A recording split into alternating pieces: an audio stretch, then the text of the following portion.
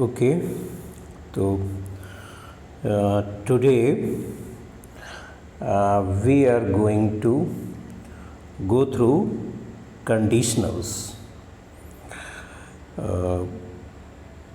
Basically conditionals की teaching learning हुई है at the time of studying adverb class, right. Adverb class of condition, तो conditional adverb class हैं, means complex sentences के category में आते हैं।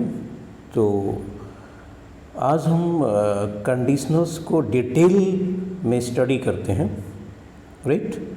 Conditionals means conditional sentences. So there are 4 conditionals, right, in total, and you will learn to use them gradually, obviously starting with most basic ones. तो आप सभी आज learn करेंगे इस चीज़ को, बिल्कुल बेसिक से स्टार्ट होगा। The zero and first conditions, तो पहले हम लोग गो थ्रू करते हैं उसको ग्रेजुअली समझने की कोशिश करते हैं कि फर्स्ट कंडीशनल्स क्या हैं, ज़ीरो कंडीशनल्स क्या हैं, to have a general idea of how all the conditionals work, right. Take a look at this overview so you can start to get an idea what they are. तो आज इनको हम समझते हैं इस तरीके से, right. A conditional sentence is based on the word if. Basically और भी चीज़ें यूज़ होती हैं, प्रोवाइडेड यूज़ होता है, इफ़ है, अनलेस वगैरह यूज़ होता है, बट जो बेसिकली सबसे लार्ज नंबर में हमारे सेंटेंसेस यूज़ होते हैं हमारे कम्युनिकेशंस में, हमारे रिटन वर्क में, वो हैं if. So there are always 2 parts to a conditional sentences. One part begin with if to describe a possible situation, and second part which describes the consequences. तो एक फर्स्ट पार्ट होता है और उसका result दूसरा पार्ट होता है। तो आप कह सकते हैं एक इफ़ क्लॉज होती है, राइट, और जो इफ़ क्लॉज होती है वो जो और दूसरी क्लॉज होती है। हम इस तरह से कह सकते हैं जैसे कि अगर वर्षा होगी तो हम भीग जाएंगे ना। If it rains we will get wet. तो यहाँ पर देखिए वेट एडजेक्टिव है और वर्ब की जगह गेट का यूज़ किया गया है। अभी तो ये मिक्स्ड अप है आपके ज़ीरो फर्स्ट, अभी हम उनकी जो क्लासीफाई करेंगे उसमें हम स्टडी करते हैं, राइट। तो we can also invert the 2 parts of conditional sentences so that the if part comes second, and this is especially common in question. देखिए आपका जैसे अभी आपने इसके पहले एक सेंटेंस स्टडी किया, if it rains we will get, तो इसको हम ऐसे भी लिख सकते हैं we will get wet if it rains, right. and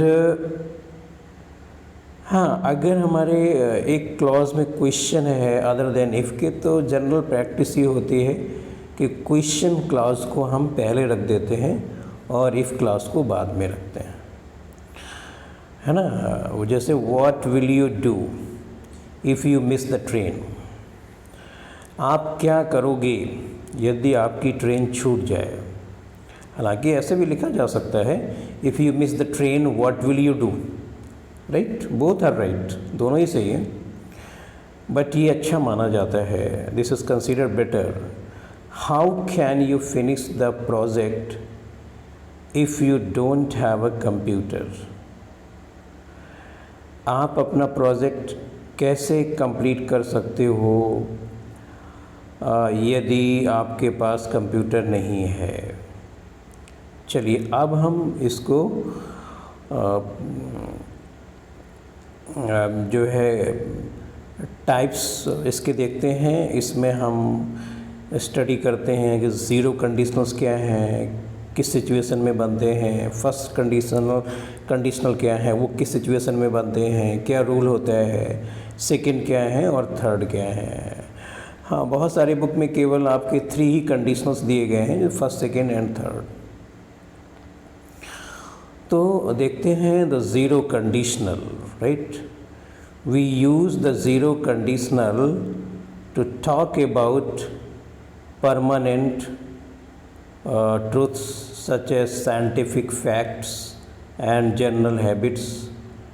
The structure is simple. Here are some examples, right?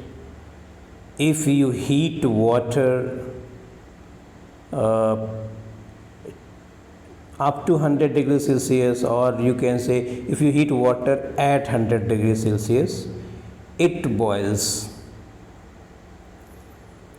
इसमें क्या है कि जैसे मैंने बताया आपको कि अगर कोई साइंटिफिक फैक्ट है या जनरल हैबिट है तो ज़ीरो कंडीशनल होती है। हालांकि जो आप हिंदी में कहेंगे वो उसमें दोनों में ही फ्यूचर निकल रहा है। देखिए, यदि आप पानी को 100 डिग्री सेल्सियस तक या पर गर्म करेंगे तो ये उबलेगा, राइट, ऐसा है। और कहने को ऐसे भी बोल सकते हैं आप कि यदि आप पानी को 100 डिग्री सेल्सियस पर गर्म करते हैं तो ये उबलता है। If you eat a lot you put on weight. यदि आप अधिक खाते हैं तो आपका वज़न बढ़ जाता है। If it does not rain for a long time. यदि काफ़ी समय तक बारिश नहीं होती है तो अर्थ ड्राई हो जाती है। If you go out with friends. यदि आप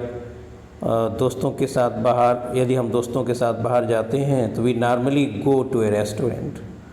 तो ये एक जनरल हैबिट हो गई, तो हम लोग जनरली रेस्टोरेंट जाते हैं। If I am tired I go to bed early. यदि मैं थका हुआ होता हूँ तो मैं जल्दी सो जाता हूँ। इस तरीके से स्ट्रक्चर आपकी जो ज़ीरो कंडीशन है, राइट, इसमें हम दोनों स्ट्रक्चर में प्रेजेंट टेंस का यूज करते हैं, राइट। आप देख रहे हैं कि दोनों स्ट्रक्चर में सिंपल प्रेजेंट टेंस का यूज किया गया है, right. The first conditionals. We use the first conditional to talk about a realistic situation in the present or future. The structure of the first conditional is as follows. इसमें क्या होता है कि जो if clause होती है वो present में होती है और जो अदर क्लॉज होती है वो फ्यूचर में होती है, सिंपल फ्यूचर में। हाँ, लेकिन इसके साथ साथ इसमें आपका मॉडल वर्ब का यूज़ होता है, इम्परेटिव पार्ट का भी यूज़ होता है। जैसे कि आपका फर्स्ट सेंटेंस है if you are free later. देखिए यहाँ पर ये सिंपल प्रेजेंट है, इसका बी वर्ब है। बी वर्ब में क्या आता है? इज एम आर आता है। और इज एम आर का प्रयोग वहाँ होता है बेसिकली जैसे जब आपके पास मेन वर्ब नहीं है। जैसे अगर हम कहें कि रवि चाय पीता है तो रवि टेक्स टी, तो टेक्स यहाँ पे क्या है? मेन वर्ब है, वर्ब है। यहाँ क्या? If you are free, free is adjective, right. यहाँ मेन वर्ब नहीं है तो आर का यूज़ किया गया है, बी वर्ब है ये। So if you are free later we can go for a walk. यदि आप कुछ देर बाद फ्री हो जाओगे तो फिर हम लोग वॉक के लिए जाएंगे, टहलने के लिए जाएंगे। If they are hungry, right, आप ऐसे भी कह सकते हैं आप, अगर उनको भूख लगी है तो I will make some sandwiches. यदि उनको भूख लगी है तो हाँ, मैं उनके लिए कुछ सैंडविच बना दूंगा। If you are not back by 5 PM, यदि आप 5 PM तक वापस नहीं आते हैं तो मुझे रिंग कर देना। ठीक है, ये तो आपकी स्ट्रक्चर हो गई। बट जब हम फर्स्ट कंडीशन की बात करते हैं, जो मेन आपके सेंटेंसेस होते हैं वो इस फॉर्मेट में आते हैं अधिकतर। If he studies hard he will do well in the exam. देखिए, यदि वो पढ़ाई अच्छे से करेगा तो वो एग्ज़ाम में अच्छा करेगा।